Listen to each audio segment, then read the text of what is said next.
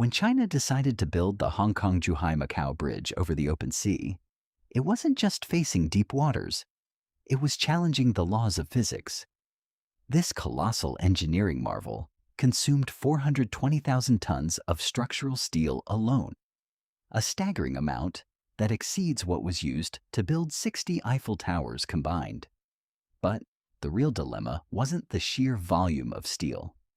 The true challenge lay in anchoring foundations weighing thousands of tons amidst violent marine currents, destructive tropical typhoons, and unstable, muddy seabeds, all while ensuring the concrete wouldn't corrode from high salinity for at least 120 years. This unprecedented challenge forced the civil engineering sector to invent seemingly impossible solutions. These ranged from driving temporary steel dams to dry out the ocean floor, to utilizing advanced techniques that allow dense concrete to be poured directly into saltwater without dissolving or mixing with it. We will deconstruct the hidden secrets and mega machinery that made building marine bridges possible and explore how treacherous deep waters were transformed into solid foundations for humanity's greatest structures.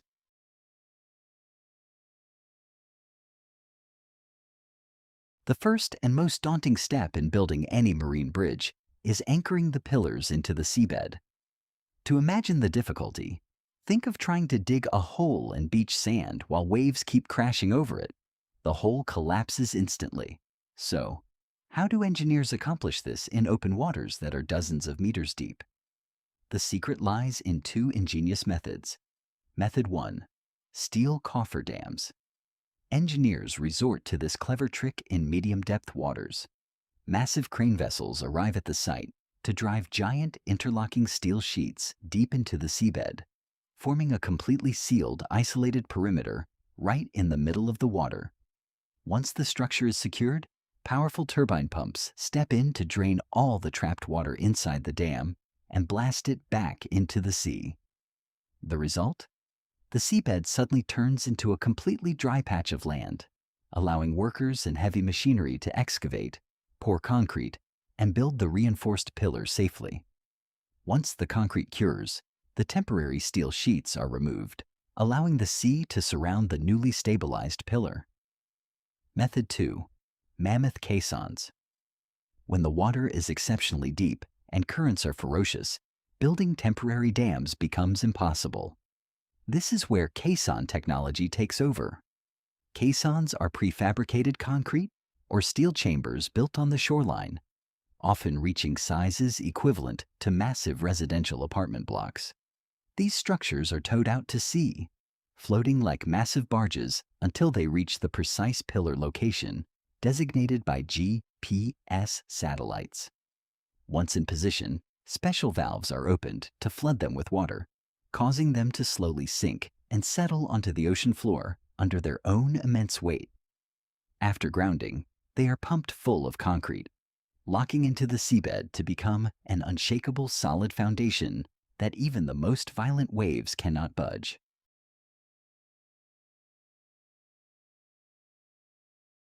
But what if draining the water or sinking caissons isn't enough, and engineers are forced to pour concrete directly into the depths of the saltwater? Logically, if you dump cement into water, it will instantly disperse, dissolve, and get washed away by currents, turning into polluted watery dust. To overcome this, engineering birthed a brilliant workaround known globally as the Tremie Method. The entire process relies on the physics of density and gravity. Instead of dropping the concrete from above and letting it fall through the water, a very long, tightly sealed steel pipe is lowered until it completely touches the seabed. At the very tip of this pipe, a temporary plug, resembling a flexible ball, is placed to block salt water from entering the tube. Next, engineers begin pumping a concrete mix with a highly specialized chemical composition. This concrete is incredibly dense, packed with chemical additives that boost its viscosity, prevent separation, and make it significantly heavier than salt water. As this heavy concrete flows down the pipe, it forces the temporary plug out and emerges directly from the bottom opening onto the seabed. This is where the physics miracle happens. Because the concrete is vastly heavier than the water, it begins spreading from the bottom up, displacing the saltwater and pushing it upward and away without a single drop mixing into the cement.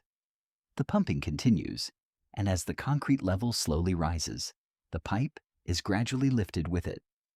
This forms a solid, pristine concrete pillar deep within the ocean, as if an invisible hand built it without the water ever touching it.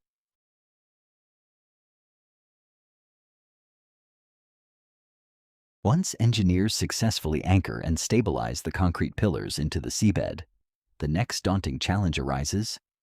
How do we place thousands of tons of concrete and steel roadways on top of these pillars amidst ferocious marine winds? If you think of using conventional ground cranes, it is entirely impossible due to the immense distances. And if you rely on floating crane barges, the constant swaying of the ocean waves makes millimeter-level precision impossible, risking catastrophic failures. To solve this, the construction site transforms into what looks like a giant game of Tetris, but with pieces weighing thousands of tons each, orchestrated by mega machines engineered specifically for this mission. The Iron Monster, the SLJ 900 Mega Machine. In modern marine bridge construction, particularly within colossal Chinese projects, this machine is not a standard crane. It is a massive mobile launching gantry weighing over 580 tons that moves on advanced hydraulic wheel systems. Its operational method seems almost impossible.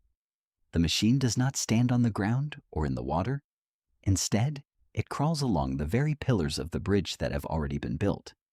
The machine extends forward into thin air like a giant mechanical arm until it reaches the next vacant pillar, anchoring its body firmly onto it.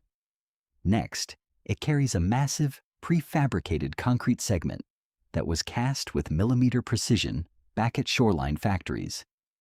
The machine glides this heavy block along its own chassis, slowly lowers it, and secures it with absolute precision between the two pillars. Once the segment is lowered and locked into place, the machine simply crawls one step forward over the new segment it just installed to repeat the cycle.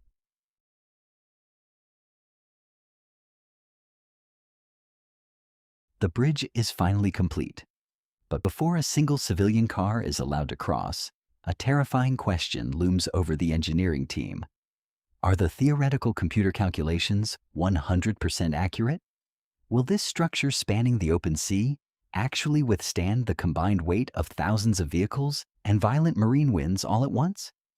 This is where the ultimate load test comes in, a breathtaking spectacle.